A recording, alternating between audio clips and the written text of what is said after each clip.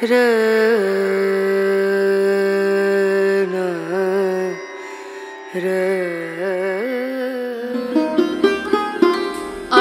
রোদমাখা শহর তখন আলসেমি কাটিয়ে দিন শুরু করছে।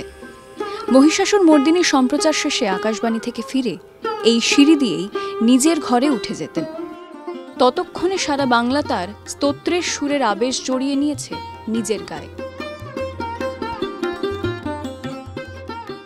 1932 সালে যখন প্রথম মহিষাসুর মর্দিনীর প্রাথমিক সংস্করণের সম্প্রচার হয়েছিল, তখনও কি তিনি জানতেন অচিরেই বাঙালির উৎসব যাপনের সঙ্গে রেডিওকে জুড়ে দেবেন তিনি বীরেন্দ্রকৃষ্ণ ভদ্র। 1991 সালে মারা গিয়েছেন বীরেন্দ্রকৃষ্ণ।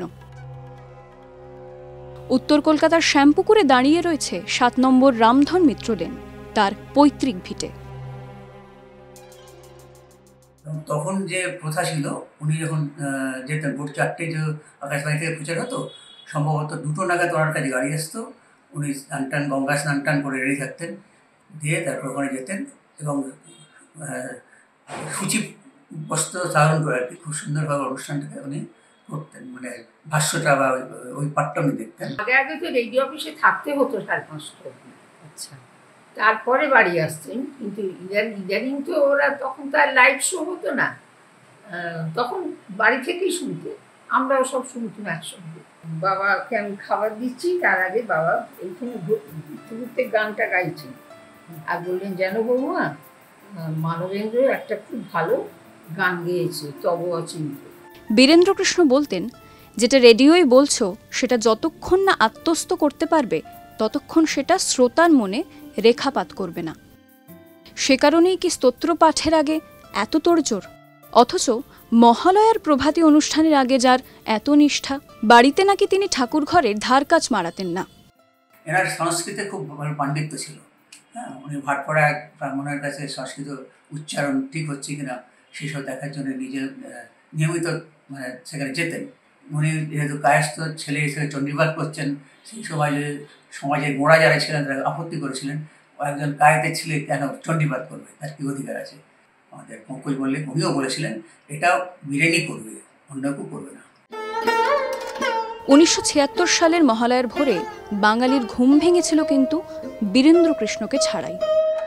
সে বছর মহিষাসুর মর্দিনীর বদলে উত্তম কুমারের দেবিং দুর্গাতি হারিনিম সম্প্রচার করেছিল আকাশবাণী। বাঙালি নেয়নি। পরের বছরই ফিরেছিল বীরেন্দ্রকৃষ্ণের চণ্ডীপাঠ। যে বছর উত্তম কুমার পড়লো, সেই বছর প্রথম ফোন এলো, তখন 4:05 বাবার ফোন আসতেই বাবাকে দেয়া হলো। বললেন, এটা বীরেন, এটা কি হলো? বলল, ওরা করুন না, দেখুন না একটুখানি করুন, যদি ভালো হয় ওদেরটা থাকবে। কিন্তু সে তো আর হলো না। আবার ষষ্ঠীর দিনে হলো, আবার নতুন করে মহিষাসুর মর্দিনী প্রচার হলো। ওইটা ফোন করেছিলেন নাট্যকার মনমথন।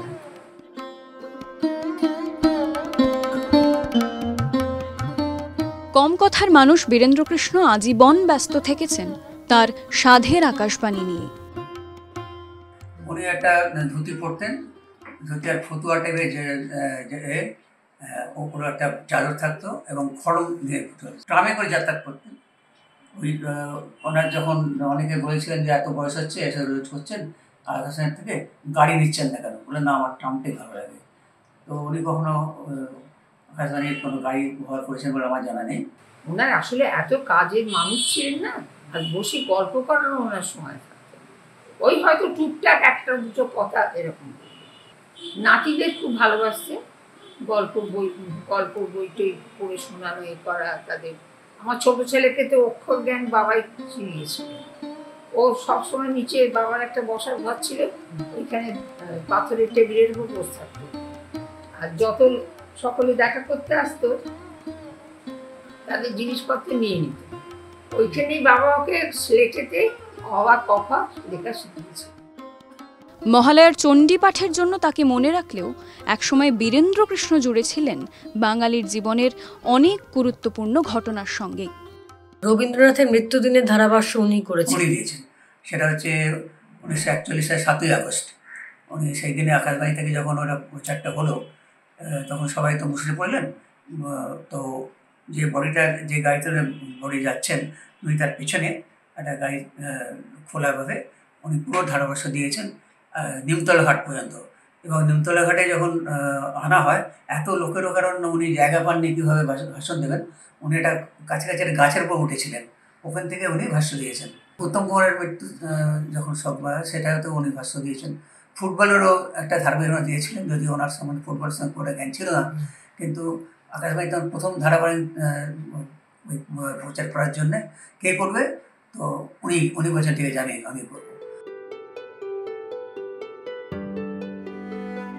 একসময় চেনা অচেনা নামের ভিড়ে জমজমাট থাকত 7 রামধন মিত্র লেন। এখন ফাঁকা বাড়ি সামলান বীরেন্দ্রকৃষ্ণের পুত্রবধূ সুস্মিতা, আর আগলে রাখেন বীরেন্দ্রকৃষ্ণের ফেলে যাওয়া টুকরো টুকরো স্মৃতি।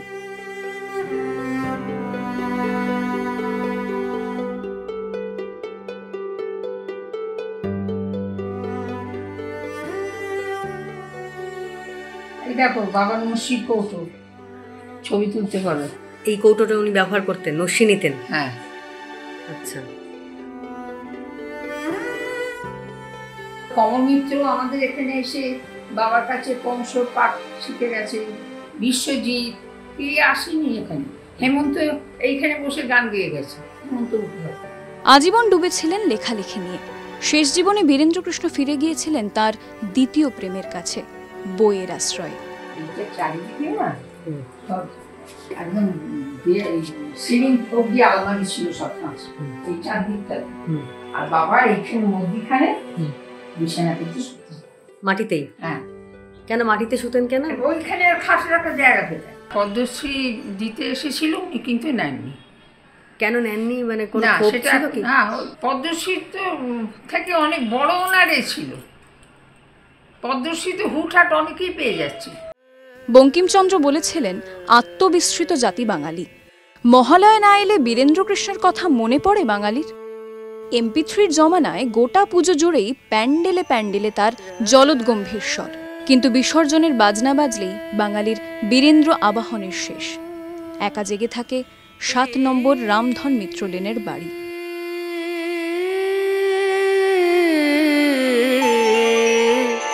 রে